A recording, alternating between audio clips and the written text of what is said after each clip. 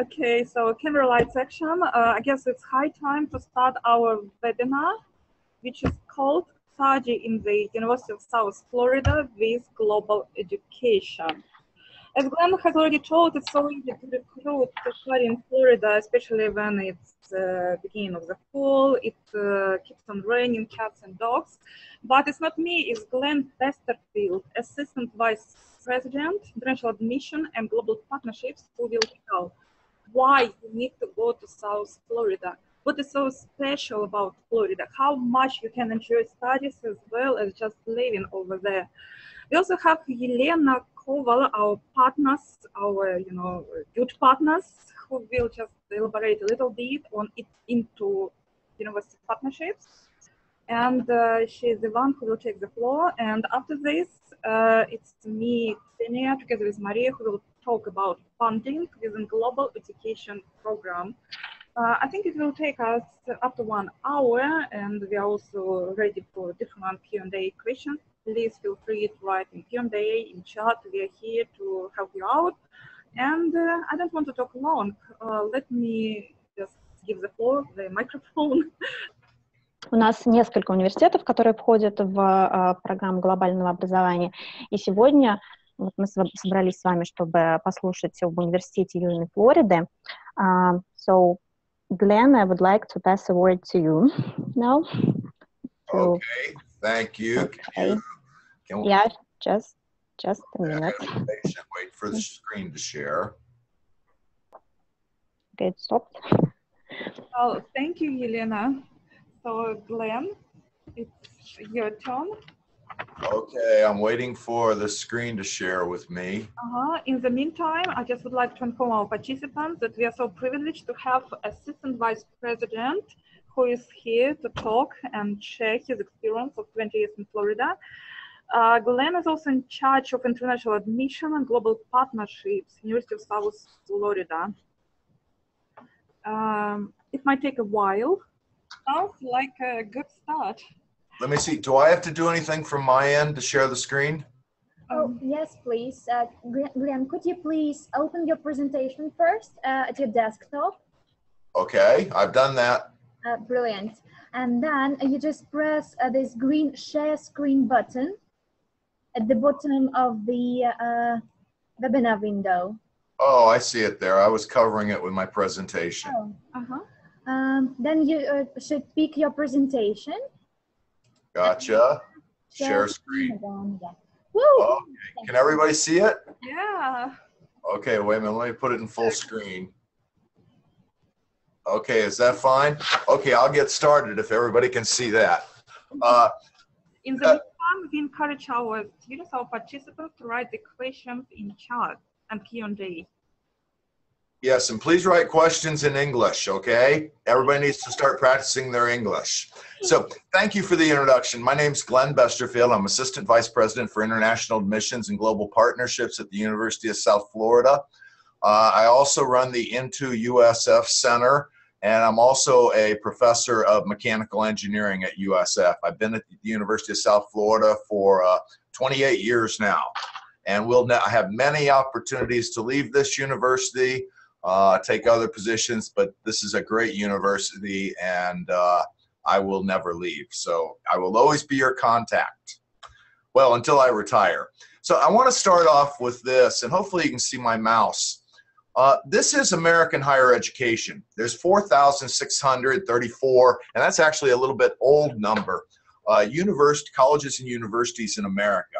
This chart is done by the Carnegie Commission on Higher Education, or what's sometimes called the Carnegie Foundation. Of that 4,600, there are what we call 300 doctoral universities. And these are the big powerhouse universities in America. They're further classified into 3 tiers, what we call Tier 1, Tier 2, and Tier 3. There's actually not 108 Tier 1, it's 115 now, Tier 1 universities. These are some of the most powerful universities in the world and the best in America.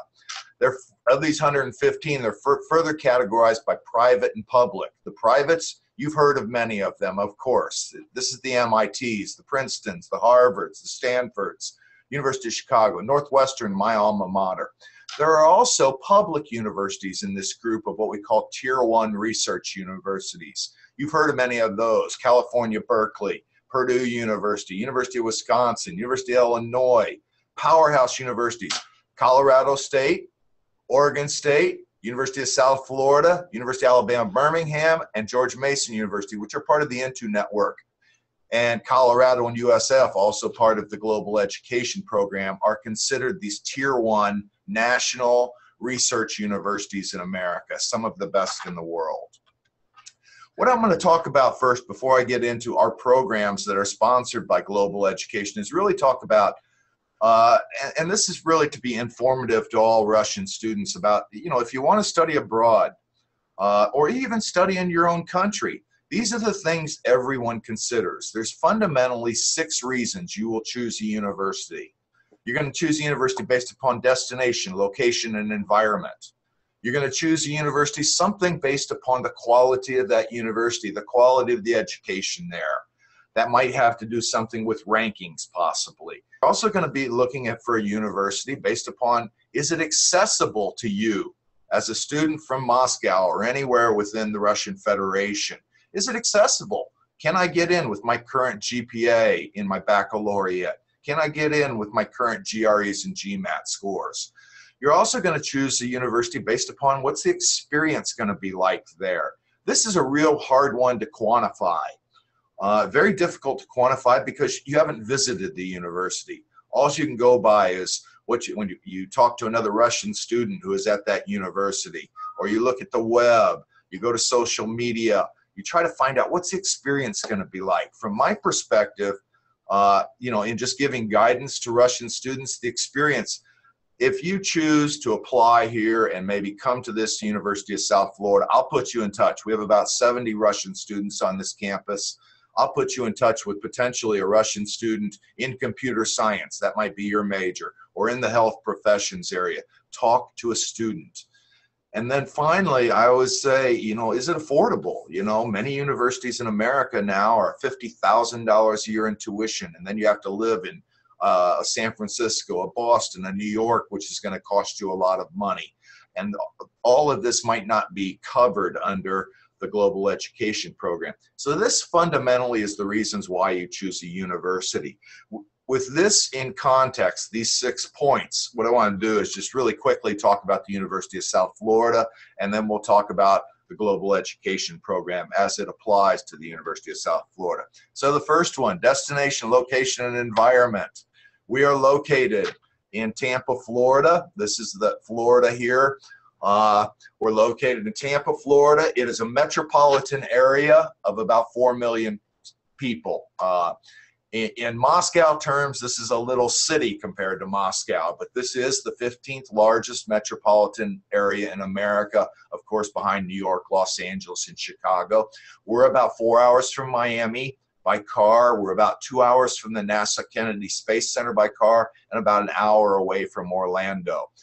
Tampa is often considered one of the cleanest cities in America, one of the most modern cities in America, one of the best outdoor cities in America, one of the most affordable cities in America, and the list goes on and on.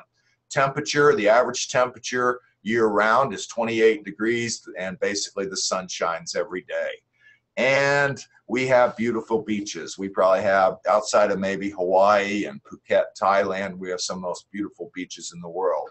I'm not advocating go to the beach every weekend or every day, but you can only study so long. You have to go to a place and study in a place where there's going to be things for you to do, where you're going to enjoy the time you spent there. This is a little bit about that student experience. What's it like to be there? Downtown Tampa, it is on the ocean, beautiful city on the ocean. Beaches from the university are probably about 40 minutes away from the university. So that was just a little bit about destination, location, and environment. Let's talk about USF and kind of the quality of the education. We're a young university, founded in 1956. We have $450 million a year in research. This places us number 4, basically top 40 in America. It actually places us higher than Princeton University. This is a very, very powerful research university. And this actually plays in strongly to the master's degrees, the PhD, the doctoral degrees. Because when you talk about a research university, it really is probably the best way to quantify that. Yes, there's a lot of research going, cutting edge research in robotics and medical sciences going on. But what that really means is it says something about the quality of the faculty at the university, the pedigree of the faculty at the university. At the University of South Florida, we have about 49,000 students, but the research campus, the main campus is Tampa with about 42,000. We have about 10,000 graduate students on this campus, master's and doctoral. And we also have about 4,000 international students on this campus. That is fall 2015. However, this fall we ended up with 4,600 international students on this campus. A little bit about degrees awarded, things like that. And by the way, I will be sharing this presentation with Global Education so that they can potentially share it with the participants here. Just the beauty of the campus, it's very, very, very big. I can't say the word very too many times here. It is very, very big. It's about 3 kilometers by 2 kilometers. That's the size of the university, the footprint of the university, so to speak. Very lush. We're in a tropical environment, so a very beautiful, lush, very spread out campus. And one of the engineering buildings. This is mechanical and civil is housed in this building. There's actually about 7 or 8 engineering buildings. There's even a nanotechnology building on campus. College of Business. Just a few. So are we any good becomes the next question. These rankings are a little bit old, and this really plays into, this is one way to identify the quality of the institution. It's rankings. It's what everybody goes to. And I'm going to focus on the world rankings because they're really more about the master's degree and the doctoral degrees and the research and the power of the university. Times Higher Education, done by the United Kingdom, we're top 275 in the world. That places us top 90 in America. The interesting thing about that ranking was last year we were top 275 in the world. Now we're top 250 in the world. Academic ranking of world universities, we are top 300 in the world. Our actual ranking is about number 230 in the world. That places us top 90 in America. U.S. News and World Report places us top 275 in the world. However, last year, we were top 300 in the world in U.S. News and World Report. So a university that's getting better and better every single day. So those were really my first 2 points, destination, location, and environment, the quality of the institution. But really now, what do we offer? And I'm going to focus on this slide really quickly because I'm going to focus more on what we offer that pertains to global education program a little bit later in this presentation. But as you can see, we are what's called a comprehensive university. There are very few universities in America, or if not the world, that offer everything we offer. We offer all the degrees in medicine, nursing, public health, everything in engineering, everything in the sciences. We even offer the degrees in the visual and performing arts, degrees in education, all the way through to new degrees in global sustainability. So we are comprehensive. A little bit about admissions. Well, not a little bit. I want to focus on this a little bit because this does pertain to the global education program. Our graduate admissions, we admit to either thesis or non-thesis degrees or degrees that potentially have a dissertation like the PhD degree. Typically, we always require a 3.0 out of a 4.0 GPA, grade point average. We will assess your baccalaureate or your baccalaureate and master's degree in the Russian system. We will assess that to determine what is an equivalent American GPA, because in America, we do your grade point average based upon a 4.0. In almost every program on this university campus, for direct admission, you're going to need to have the GRE for science and engineering, the GMAT for business programs, the PCAT, that's for pharmacy, the LSAT for law school, the MCAT for medical school. You'll have to take what is considered to be an American standardized test. Typically, the GRE is scored out of a 340. It's 170 on the quantitative, that's the Q, and 170 on the V, or the verbal. Typical entry score might be around a 300 for some programs, although some programs might be a 310. If you're going to engineering at MIT, they might be looking for a 320. So it varies by university, it varies by program. But most great American universities, if you want to go engineering, you want to go computer science, you want to go to medicine area, the medical sciences or something, you're going to need to take the GRE or something equivalent depending upon. We also, most universities in America use what's considered called a sliding scale. This means that if you have a low GPA, let's say you have a 3.0 out of a 4, they might require for admission a higher GRE score. So it becomes kind of a sliding scale. So if you have a great GRE, they'll probably accept you with a 3.0 GPA. So although we say the minimum is a 3.0 out of a 4 GPA, and maybe the minimum GRE for that program is a 300, just because you have those two minimums does not mean you'll be accepted. It becomes a sliding scale. Also, for most graduate programs, it's somewhat holistic. They're going to look at some other things. Statement of purpose, that might be your research statement if you're doing a dissertation, doctoral degree. They're going to look for typically three recommendation letters. These should be from faculty. They might want to know about your research background. What at the undergraduate level, did you do some undergraduate research? Did you publish an article with your professor? Also, is there work experience? Have you been out there working for 2 or 3 years with an engineering company, a computer science company, at a local hospital, doing some research in a laboratory, things like that. Now, with that all said, we do offer, just like most American universities, we do offer what's called graduate assistantships.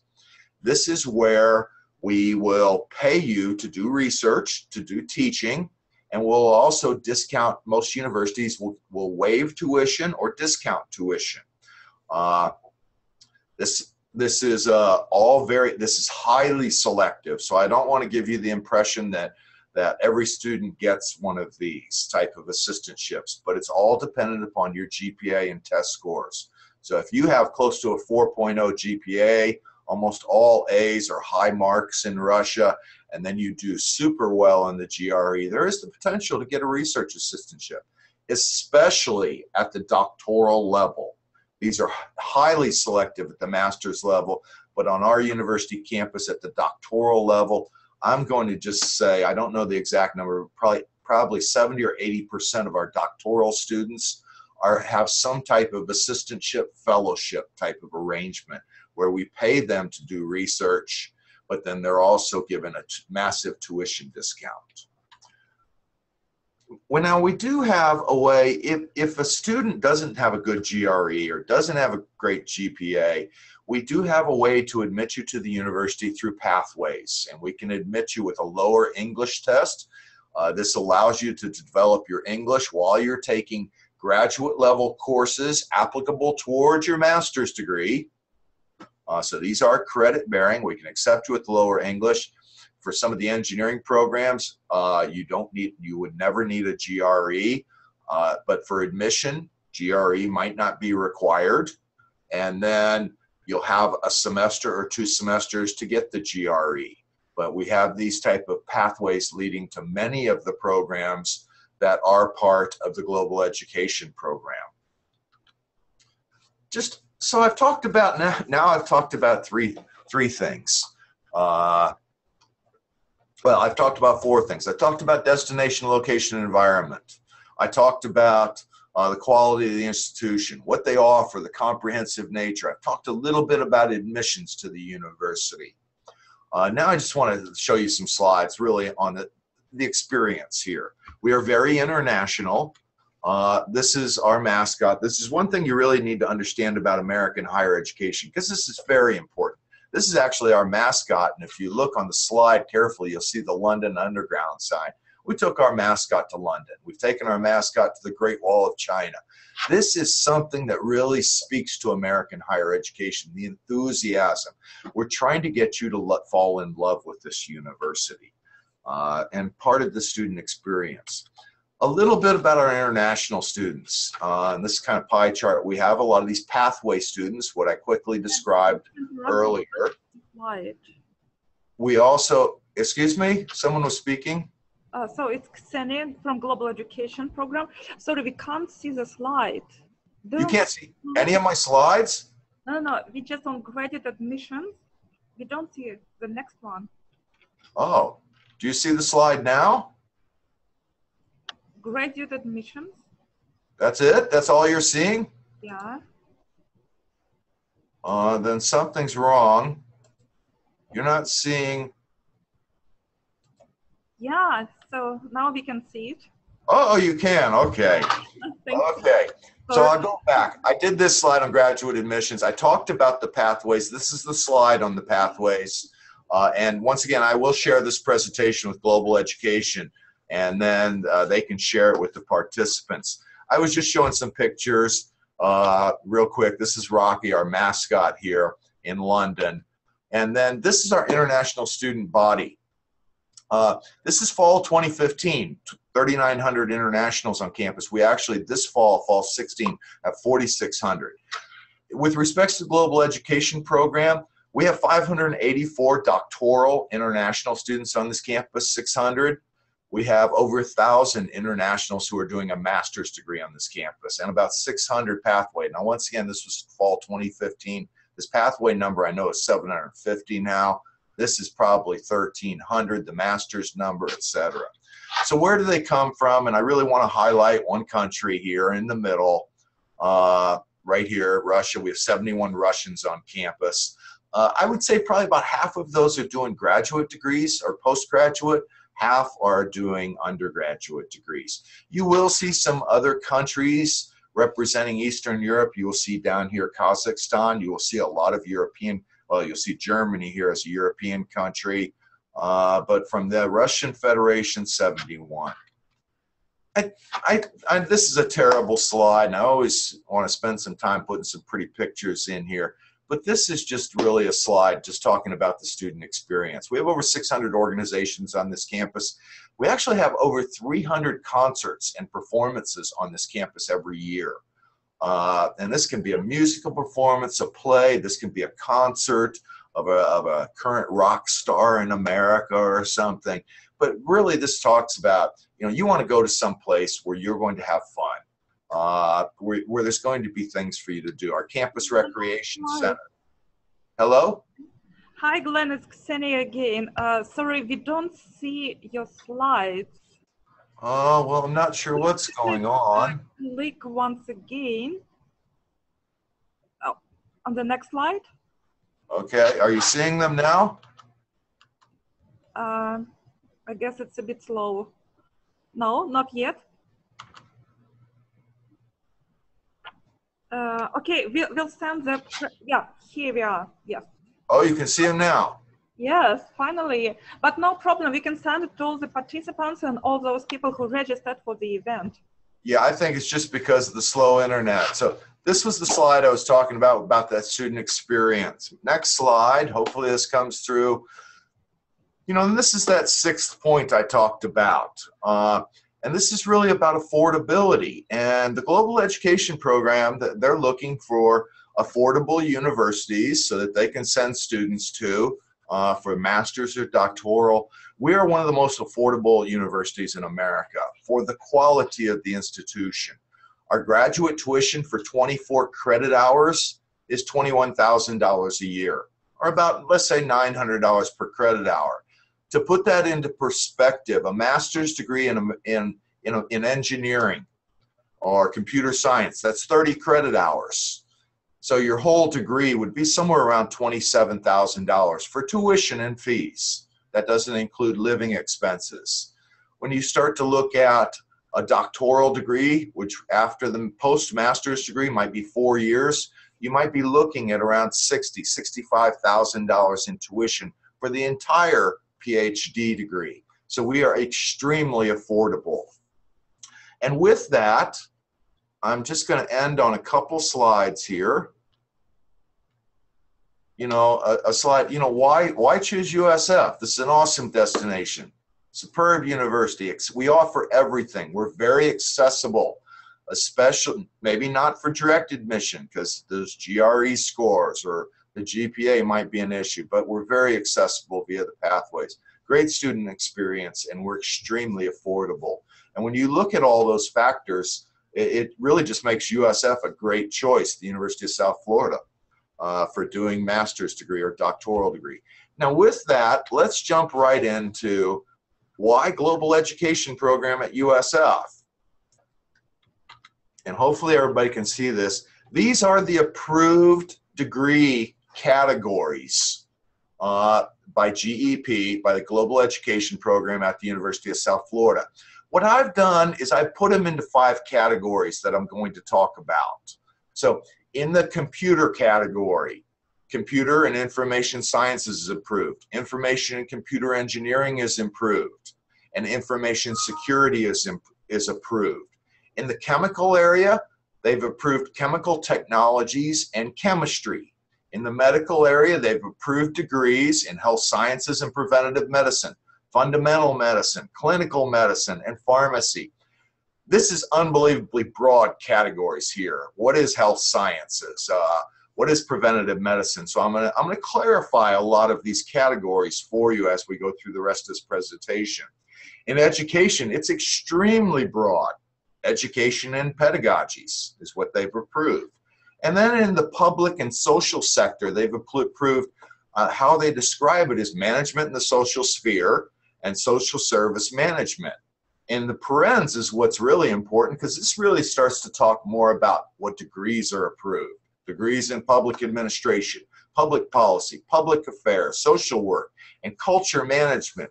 Although that culture management is a very interesting one, I've never heard of that degree anywhere in America. So I'm going to help interpret what that means from USF's perspective and what a master's degree in cultural management would be. So let's jump into this. I just really want to talk about these 5 categories now. What we offer, how do you get in, things like that. What type of research is potentially done in the different areas? So first off, this is the computer and information sciences, information and computer engineering, and information security area.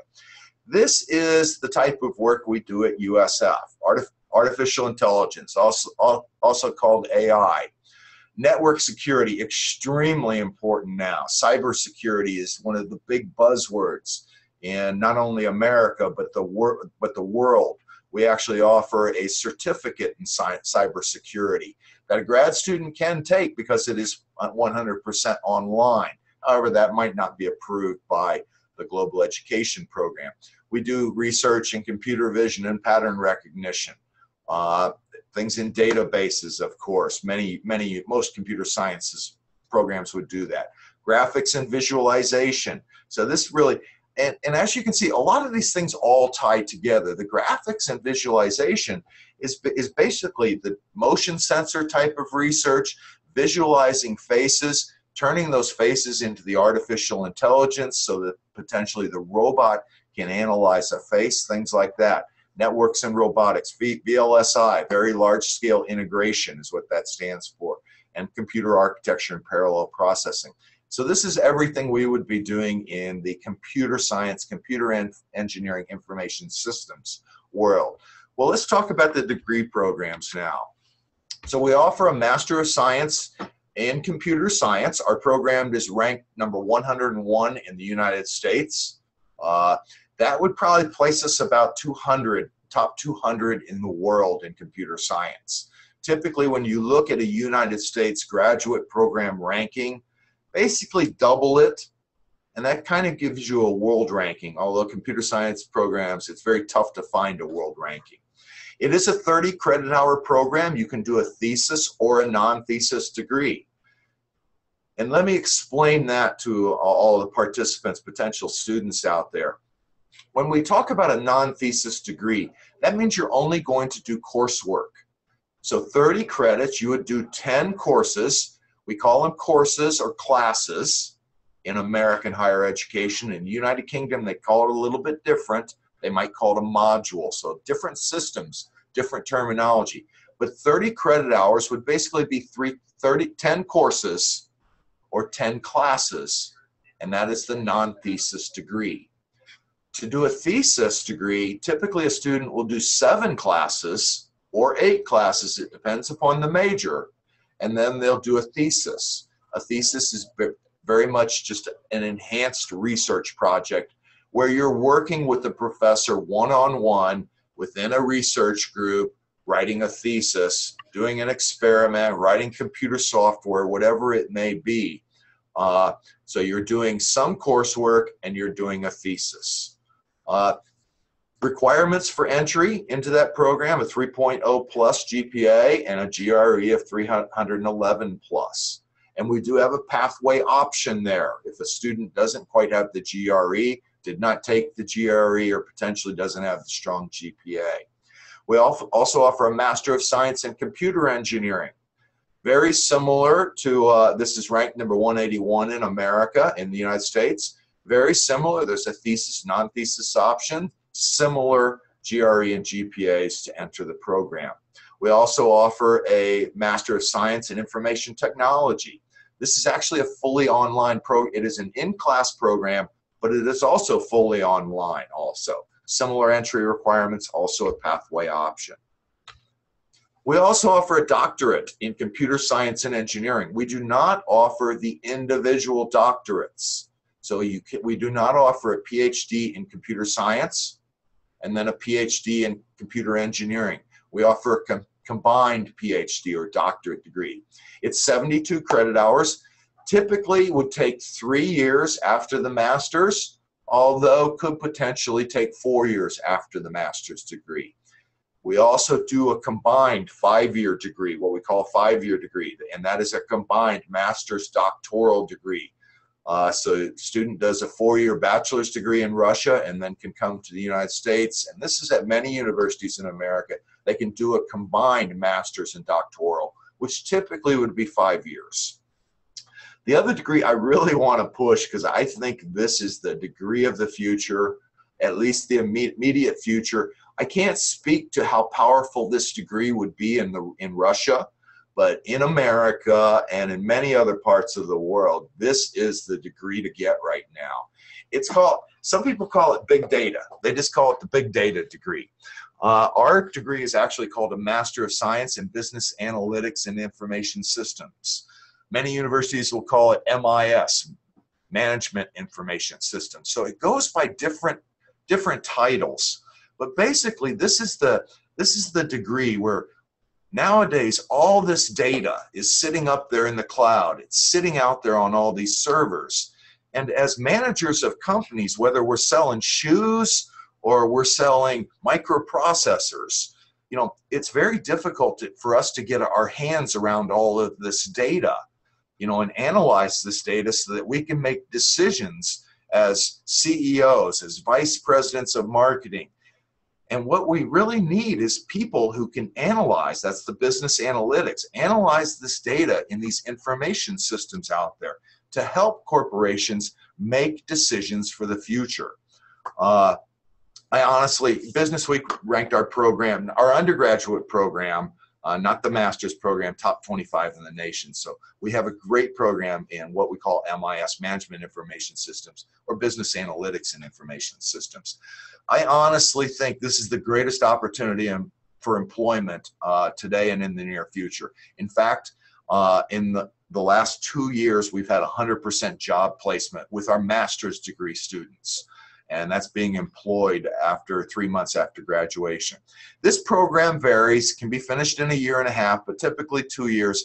It really depends upon the background of the student. We will take students who have no background in MIS, and we can put them through a 45 credit hour program. If they have a strong background in MIS, have a good GRE score, the program's 33 credits and really can be finished in 1.5 years. Work experience, always a plus, so that a student has a bachelor's degree, has been working with some type of tech company in the database systems or something like that. And this is another program where we also have the pathway option. I want to go back up on this slide to the doctorate degree real quick, and I skimmed over something, but the research statement. You know, earlier I was talking about graduate admissions, and I was really talking about it in the context of America. But being admitted to a doctoral program in America, your research statement is always very important, you know, because you're applying to a department of, let's say, computer science. The Department of Computer, well, let me back up. When you apply to an American university as a bachelor's degree student, baccalaureate, undergraduate student, the university makes that admissions decision because you're applying to the university. When you apply for a master's degree in America, typically the department makes that decision. The Department of Computer Science makes that decision. The Department of Management Information Systems makes that decision. When you apply to the doctorate degree, it's usually a faculty member that is making that decision though, because that faculty member is accepting you to do research with them and a dissertation with them and to work with them and to be their mentee for the next 3 years. So your research statement, that personal statement, is so important at the doctoral level. So that is what I just talked about was a little bit about that computer field. Let's move on to the chemical technology / chemistry area of global education that is approved at USF. And we offer really 4 degrees, and this is really just a quick slide, and then we're going to move on to some of the other areas. We offer a Master of Science in Chemical Engineering, 30 credit hours, ranked number 88 in the United States, GRE 301. So now you sort of see, for Chemical Engineering, our master's degree, they wanted GRE of 301. Computer Science, they wanted a 311. So GRE becomes very department-based. Everybody makes different decisions. We also have a pathway option if the student doesn't have a strong GRE there. We also have a doctorate in chemical engineering, and then we have a Master of Science and a Master of Arts in Chemistry. And these are subtle differences between whether it's a thesis degree or a non-thesis degree. Our program is ranked number 148 in America. And by the way, I know you might say, wow, chemical engineering, it's only ranked number 88 in the United States. Well, when you make that comment, you have to remember there's 4,600 colleges and universities in America, almost 5,000. So number 88 ranking is a phenomenal ranking in the American higher education system. It's the largest education system in the world with almost 5,000 universities. And putting that into perspective, there's almost 20,000 universities in the world. So number 88 ranking is extremely good. Master of Arts in Chemistry, we also offer the doctoral degree in chemistry. But once again, in chemistry here, now the GRE they require is at 296. So not as high as chemical engineering and not as high as computer science. When we look at everything I've talked about thus far, all the degrees thus far, and I'm going to go back a couple slides here. Computer science, they're going to look for a computer science bachelor's degree. Computer engineering, they're going to look for a computer science or computer engineering bachelor's degree. Information technology, they're going to look for an IT background or a computer science background. The doctorate, of course, you must have a master's degree or a bachelor's degree in computer science or computer engineering. The business analytics, you can come in with any degree at the undergraduate level. It just might take you longer to get the master's degree. And that's why I say the variance in 33 to 45 credit hours. As we get to chemical engineering, they're going to be looking for a chemical engineering bachelor's degree or something similar. It could be petroleum engineering. That's very popular in Russia. So a petroleum engineering would be admissible to chemical engineering. Even a biomedical engineering undergraduate degree would be admissible to chemical engineering. For chemistry, they're going to be looking for a chemistry degree, maybe a degree in biochemistry, maybe a degree in molecular chemistry, something like that, but chemistry related. So those were the first 2 areas of the global education program as it applies to the University of South Florida. Now the next one, and this is the tough one. Because this is just so broad. Once again, there's the title for you to look at. Health science, preventative medicine, fundamental medicine, clinical medicine, and pharmacy. That encompasses a lot.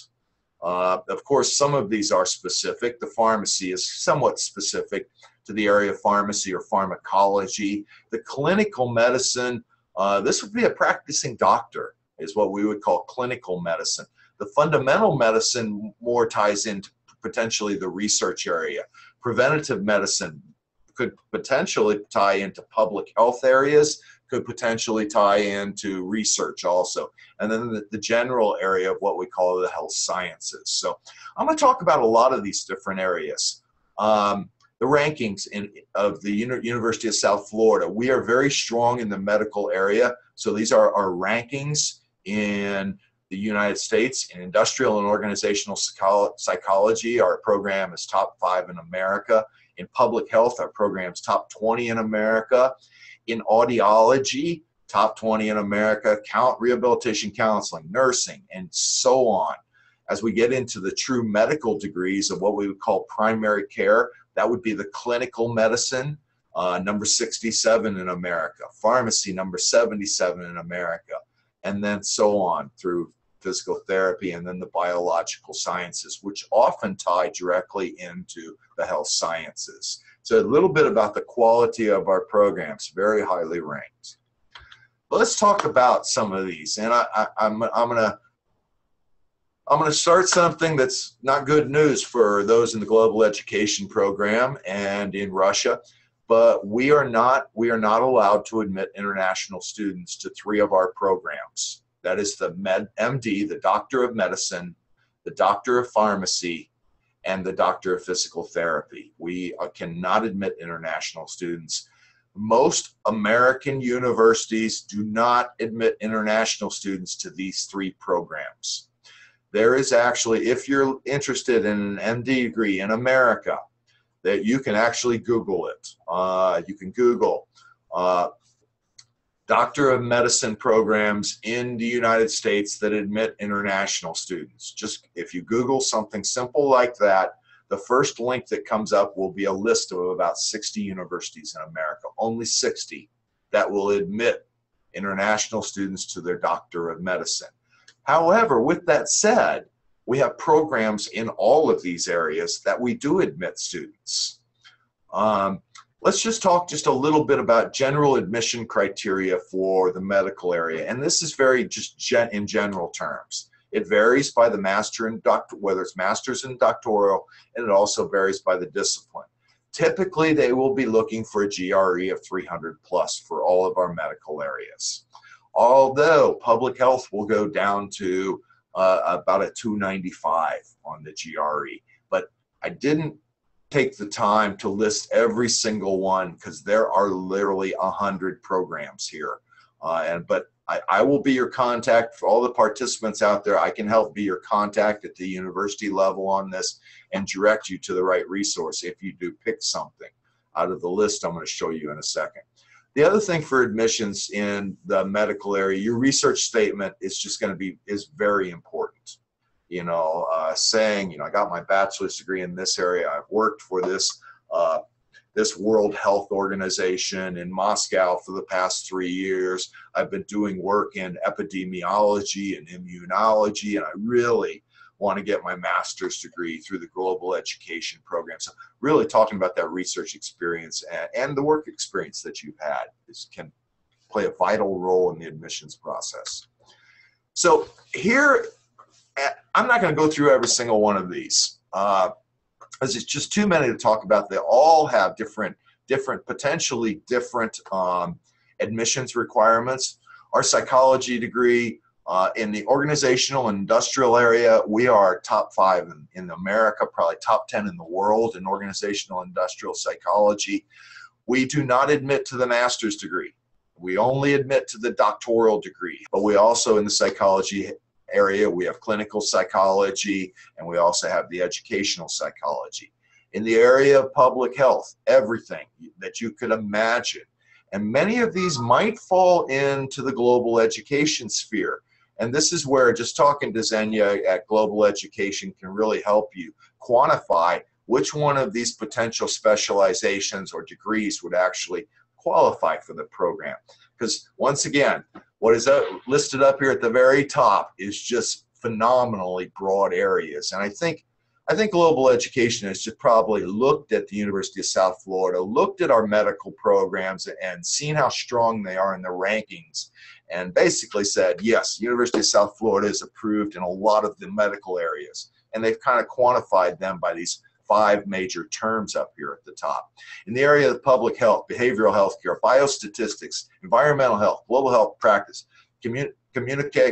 communicable diseases, food and health safety, epidemiology, immunology, toxicology, international public, healthcare management, healthcare administration, all those areas.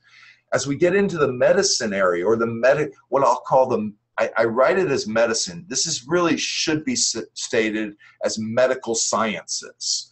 We offer degrees in bioinformatics, healthcare informatics, biotechnology, anatomy, clinical and translational biochemistry, molecular biology, molecular medicine, metabolic and nutritional medicine, computational biology, and so on. The list goes on and on. We even have a bachelor's degree or a PhD degree in cancer biology, which I haven't listed here. So really as you get into the master's and doctoral degrees, the degrees tend to be very specific. In other words, yes, students do get a PhD in biology or a PhD in molecular medicine, but you can get a PhD in biology, but you can also get a PhD in molecular biology, which gets very specific into the medical area, or you can get a PhD in cancer biology. So very often at the PhD level, degrees become very specialized. In the pharmacy area, we have a master's and PhD degree in nanomedicine. So this kind of covers, although we can't admit an international to our D-Pharm degree or a doctor of pharmacy, we can admit them to our master's or PhD degree in nanomedicine, which falls under the pharmacy area. My screen is paused. Hold on, let me just see. Oh, there we go. Let's switch to the next area under the global education. I know I have to wrap this up. We're almost at 9. So education and pedagogies. Our College of Education is ranked number 83 in America, varying GRE requirements to get into all of our educational degrees. In fact, many of our educational degrees don't even require a GRE. So once again, this becomes specific.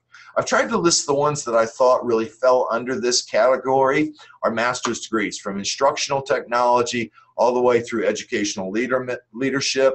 Many governments are very interested in educational measurement and research. This is a type of master's degree where you're trying to determine educational outcomes.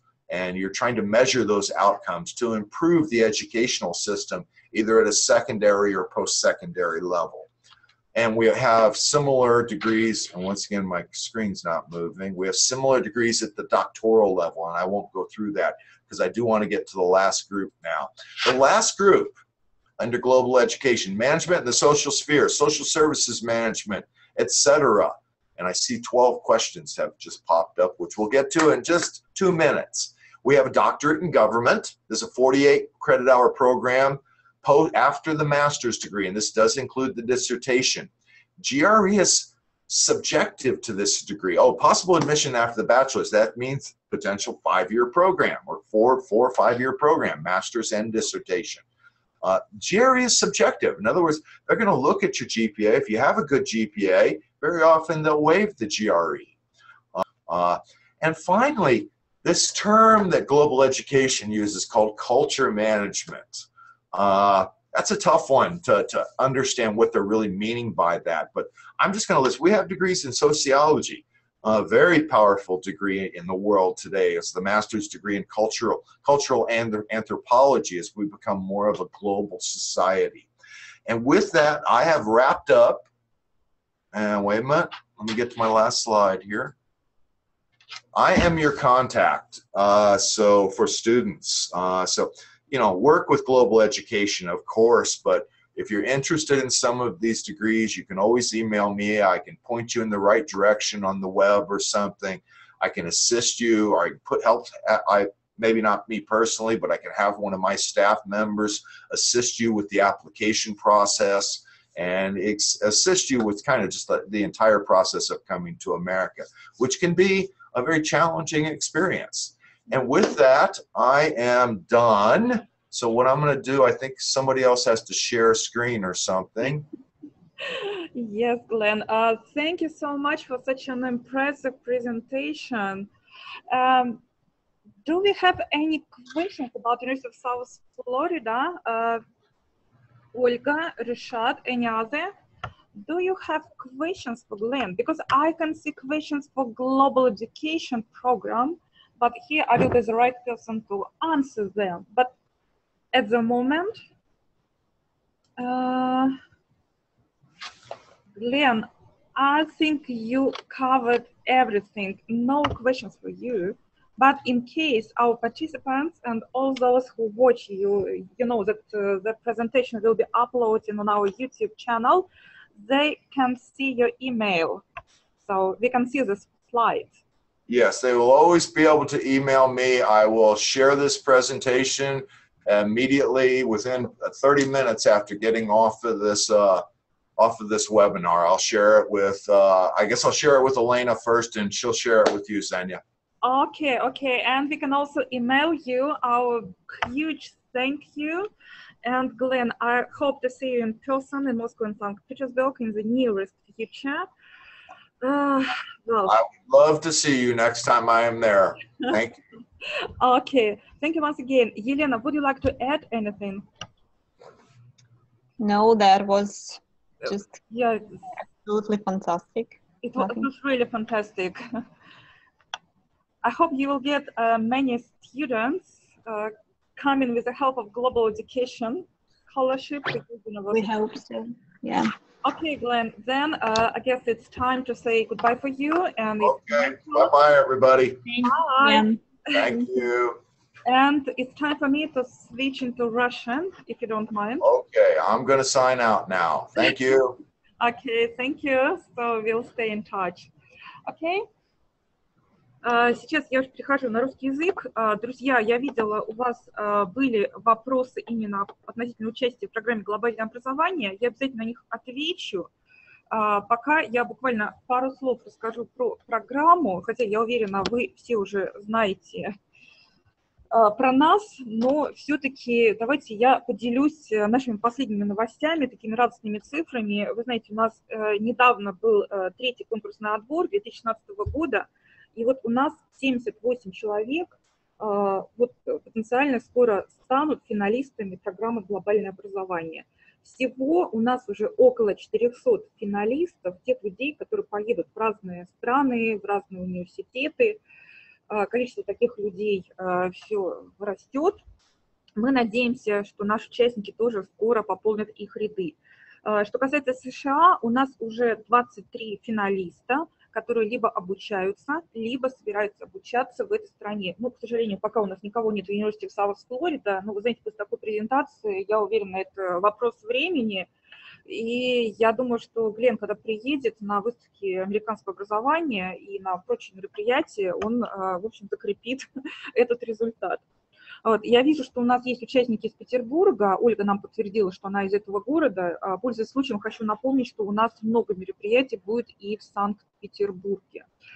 Вот. Пока буквально по слайдам добавлю, что у нас ничего не изменилось. У нас по-прежнему лимит на одного участника 2 763 000 рублей в год. Такую сумму вот вы можете получить на обучение в различных университетах. Вот если мы говорим про Саус-Флорида, то поверьте, что вот это удовольствие, море, пляж и, разумеется, качественное обучение, то есть вот этой суммы вам хватит. Если мы переводим доллары по курсу, это получается где-то примерно 45 000 $. И поверьте, на эти деньги вы можете себя прекрасно ощущать вот на западном побережье штата Флорида и при этом еще путешествовать по стране. Напоминаю, что можно получить до 13 500 000 российских рублей на 5 лет обучения. То есть за такой срок вы должны закончить ваши программы докторантуры, программы PhD. Вот у меня небольшой комментарий по поводу программ, по которым вы можете получить образование. Вот Глен так замечательно вам рассказывал все, что есть и представлено в университете в Саус-Флорида.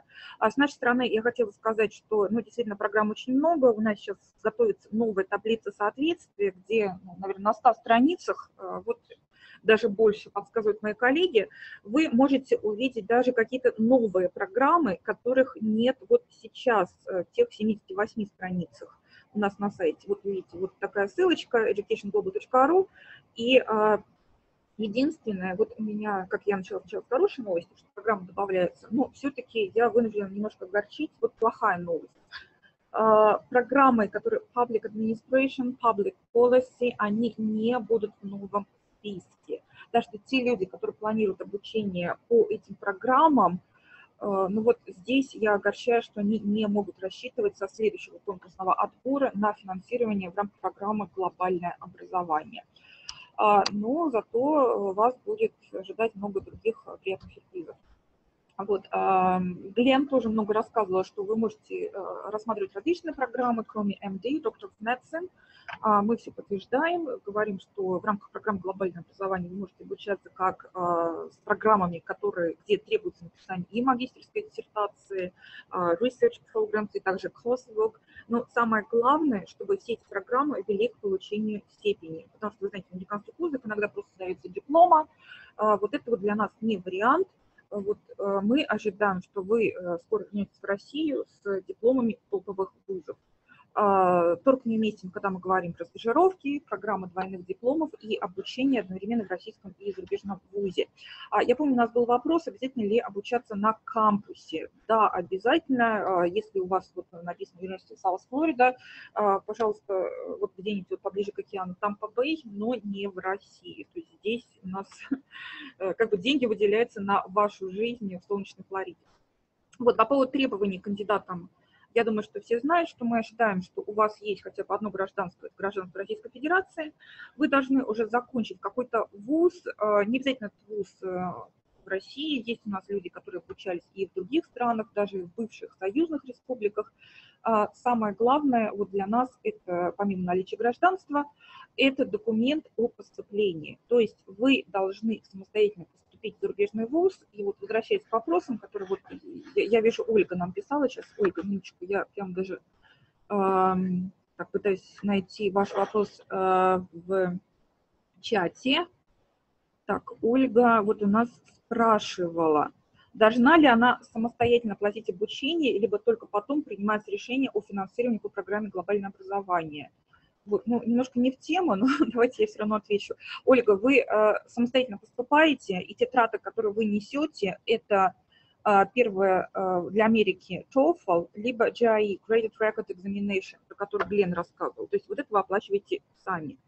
После этого вам, когда идет письмо о зачислении, желательно, чтобы вы были в том конкурсном отборе, который позволит вам еще спокойно подать на программу «Глобальное образование», и потом уже, когда вы станете финалисткой программы, уже из этих денег оплатить ваше обучение. То есть никто не ожидает, что вы те, сколько там у нас, 25 тысяч долларов tuition fees вы оплатите сами. То есть у нас такого нет.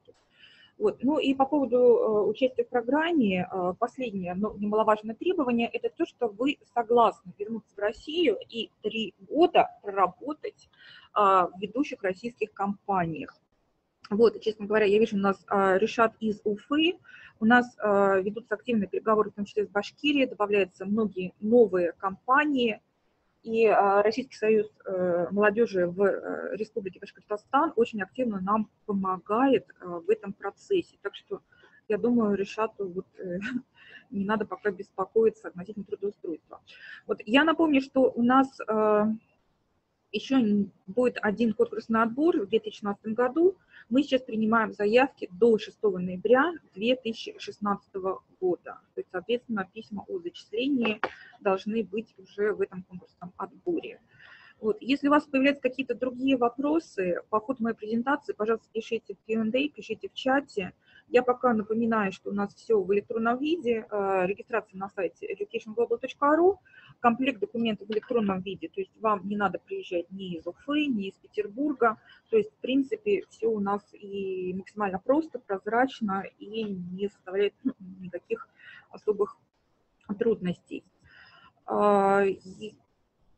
Я, наверное, буквально пару слов скажу, что вот у меня написано 576 компаний в утвержденном списке, но этот список у нас сейчас дополняется на регулярной основе. Я знаю, что в ноябре на Напсовет будет вынесен еще новый список компаний, так что здесь самое главное, что вы должны знать, что мы содействуем в вашем трудоустройстве, но, разумеется, всегда приятно, мы всегда рады, когда уже наш финалист сразу знает, зачем ему американское либо какое-то другое образование в топовом вузе, и что дальше он хочет делать с этим образованием, что называется, по жизни.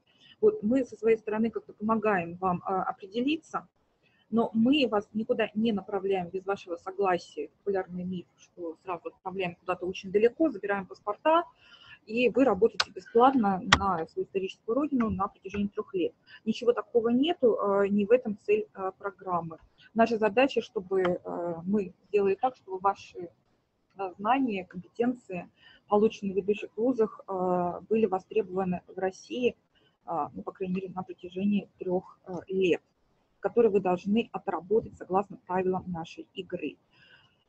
Все у нас есть на сайте. Вот вы видите, вот у нас скриншот трудоустройства, достаточно простая навигация по сайту. Также, вот вы знаете, у нас на сайте есть график мероприятий. Здесь я уже хочу обратить ваше внимание, у нас будет несколько выставок международного образования. Сезон выставок начинается уже на этой неделе. Если нас слушают люди из Москвы, Петербурга, Томска и Новосибирска, несмотря на то, что мы сегодня вот говорили с вами про солнечную Флориду, я хочу сказать, что у нас приезжает представитель не менее солнечной Австралии, и очень скоро, вот буквально уже в пятницу, сначала в Москве, начинаются у нас семинары по австралийскому образованию. Выставка, соответственно, в эту субботу, 18 сентября, да, я надеюсь, 17, простите, коллеги подсказывают, 17 сентября 2016 года будет выставка австралийского образования, в основном в Москве. Затем в воскресенье в Петербурге приезжает много австралийских университетов, но также там будут наши коллеги и из других стран. Вы также можете задать им вопросы. Затем мы перемещаемся в Новосибирск-Томск. Если к нам пока никто не присоединился из этих городов, я хочу сказать, что мы там, несмотря ни на что, будем проводить презентации, будем индивидуально консультировать по разным странам. Так что, пожалуйста, у кого есть возможность, приезжайте, всегда рад пообщаться. Вот. Это у нас касается первой миссии австралийских вузов. Затем, ну, Великобритания, как правило, не нуждается в рекламе. У нас был аншлаг полнейший: Москва, Петербург и Екатеринбург. Специально наш коллега вылетает в Екатеринбург рассказать вам, провести индивидуальные консультации. Следите за графиком наших мероприятий. Затем у нас будет выставка американского образования. И также впервые в сезоне с нашим участием выставка итальянского образования, кого интересует обучение в этой стране. Список мероприятий у нас тоже постоянно обновляется. Мы рекомендуем вам подписаться на наш TimePad. Вот внизу будет ссылочка, и там же вы видите у нас мероприятия по разным вебинарам. Так что если вы пока не определились со страной обучения, с университетом, мы делаем все возможное, чтобы помочь вам в этом нелегком процессе. Вот. Также у нас на сайте есть рекомендации по поступлению, списки агентств. Ну, Инту, наши партнеры, мы не можем как бы классифицировать как агенты, но самое главное, что вот Елена вам столько всего рассказала, вы знаете, к каким вопросам можно обратиться в Инту. Елена тоже поможет, подскажет, очень оперативно отвечает на e-mail, и я думаю, что по разным городам на выставках вы также можете наблюдать представителей Инту. Вот, пожалуйста, у нас тут скриншот нашего сайта, вы видите, где какие рекомендации. Здесь же вот у нас есть информация, где можно сдавать экзамены, как IELTS, так и TOEFL, GRE. Также информация у нас по сдаче экзаменов. Все это в свободном доступе. Еще раз хочу напомнить, что вот все наши вебинары, все мероприятия, они абсолютно бесплатные. Мы не берем никаких денег и помогаем вот совершенно вот бесплатно вам определиться, как вам обучаться в ведущих вузах мира. Вот я не вижу пока вопросов, но давайте, если они появятся попозже, я напомню, что у нас бесплатный телефон горячей линии для всех регионов России. Если звонок из России, это будет 8 800 50 56 23. Если нас слушают за рубежом, у нас есть другой номер, его можно также скачать на сайте. Этот номер 495-28-00-625, по нему нам всегда можно позвонить из-за границы. Ну, вообще, на самом деле, мы очень оперативно отвечаем на e-mail global.ru, с нетерпением ждет ваших запросов, но желательно уже сразу писем на зачисление. Вот. Если этого не произошло, смотрите, слушайте Facebook, ВКонтакте, YouTube-канал тоже к вашим услугам. Так что, пользуясь случаем, всех приглашаю, сезон открыт. Какие-то вопросы есть у нас пока по программе «Глобальное образование», по участию, по поступлению в зарубежные вузы? Друзья, да, что-то у нас появляется. Так. Давайте я с самого начала вот начинаю в чате уже, да, в Q&A нету вопросов. Так, по поводу... Я еще раз подтверждаю Ольге, что обучение происходит очно в той стране. Это вопрос по поводу клинической подготовки. Вы знаете, Ольга, этот вопрос лучше Елене, наверное, адресовать. Если Елена нас слышит, она сможет вам подсказать. Если нет, напишите, пожалуйста, вот контакты Елены внизу. Да, Елена уже ответила. Так что ложная тревога, простите. Вопрос Ольги я уже ответила. Последний вопрос. До какого года действует программа? Есть ли срок окончания? Ой, Ольга, мы начали как пилотный проект, стартовали в декабре 2014 года. Всегда, когда запускаются подобные огромные федеральные проекты, есть пилот, а дальше уже идет следующий проект. Давайте так, мы сейчас ждем продления программы, когда будет информация доступна, она появится у нас на сайте, в СМИ. Я уверена, что все вы про это узнаете очень скоро. Вот. Пока мы с нетерпением ждем заявок в этом конкурсном отборе до 7 ноября 2016 года. Елена, может быть, у вас есть какие-то вопросы по поводу программы «Глобальное образование»? Да, спрашиваю я с надеждой, а то как-то наши участники пока не задают никаких вопросов. Мне... Ага.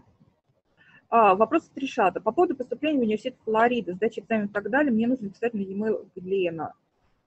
Да, вы пишете Глену по поводу университета Флориды, нам вы пишете по поводу финансирования вашего обучения во Флориде, ну, не обязательно во Флориде, где захотите, в рамках нашего перечня.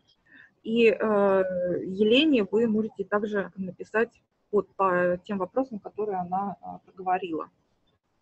Ксения, можно я добавлю?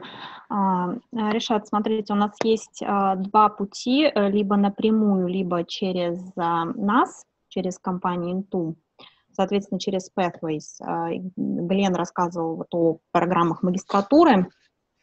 Программа подготовки есть не на все программы. У нас медицинские программы мы не предлагаем никакой подготовки, но на инжиниринговые образовательные программы у нас достаточно много возможностей поступления. Вот если, в принципе, вы можете писать даже скорее мне, чем Глену, потому что у Глена не так много других обязанностей, помимо плейсирования студентов, для этого есть мы. Так, сейчас я секунду. Елена, данные. Да, когда мы будем делать рассылку, вот на все 45 человек, которые зарегистрируются к нашему вебинару, мы включим ваши контактные данные, чтобы люди могли также обращаться к вам. Да, тогда по поводу поступления в университеты вы можете мне писать, чтобы Глена, то, что Глен может, он достаточно быстро отвечает, но по поступлению лучше мне. Да, но самое главное, что Елена здесь, в России, общается на русском языке, да, Глен во Флориде в данный момент. Так что... Если это будут какие-то программы, или, которые мы не можем процессировать как Intu, то тогда мы просто вам скажем адрес, куда необходимо будет направить документы или запрос. Тогда, друзья, если у нас, да, все понятно, никаких вопросов нету, тогда спасибо за то, что последние час 20 вы были с нами. Мы еще раз призываем вас воспользоваться такой уникальной возможностью получить образование в топовом вузе за счет федерального бюджета. Поверьте, это действительно изменит вашу жизнь в лучшую сторону, и такой возможностью просто грех не воспользоваться. Тогда до новых встреч, как в эфире, так и на всех наших мероприятиях. Мы также оперативно отвечаем на все ваши запросы, имейлы. И я думаю, что завтра мы уже дадим рассылку с презентацией, с контактами всех участников нашего вебинара. Елена, я тогда, если вы не хотите ничего добавить, я тогда тоже благодарю вас, благодарю компанию Intel, с которой мы начали активное сотрудничество, безумно рады. Тогда остаемся на связи со всеми участниками и хорошего дня, вечера. Да, спасибо большое всем присутствующим, вам, Ксения и Мария. Надеюсь, что мы еще много раз встретимся.